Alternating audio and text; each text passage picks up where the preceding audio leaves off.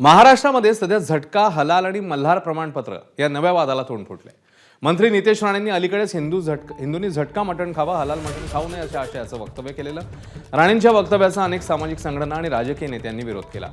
नितेश राणेंच्या या वक्तव्यानंतर नाशिकमधला खाटीक समाज देखील आक्रमक झाला. नाही, आमच्या इथे ही हजारो वर्षाची परंपरा आहे. हलाल पद्धतीनेच मटण विकले जातं आणि हिंदू समाजामध्ये तेच खाल्लं जातं. त्याच्यामुळे तो झटक्याचा विषय नाही. झटका हे शास्त्रीयदृष्ट्या अयोग्यच आहे. ते त्याच्यामध्ये आजारपण आहे, त्याच्यामध्ये जे अशुद्ध रक्त आहे ते सुद्धा खाण्यामध्ये येऊ शकतं आणि त्याच्यामुळे रोगराई होऊ शकते आणि त्याच्यामुळे अशा पद्धतीचं मटण इथे चालणार नाही. दरम्यान झटका विरुद्ध हलालवरून आमदार जितेंद्र आव्हाड यांनी मंत्री नितेश राणेंवर निशाणा साधला.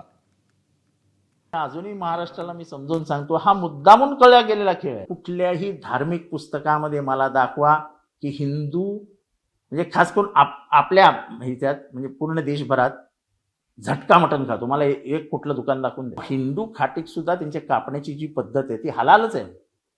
त्याला ते हलाल म्हणत नसतील पण त्याची कापण्याची पद्धत हलालच आहे. अहो हे दोन समाज एकत्रच येतो, तुम्हाला उगाच त्याच्यात आग लावायची.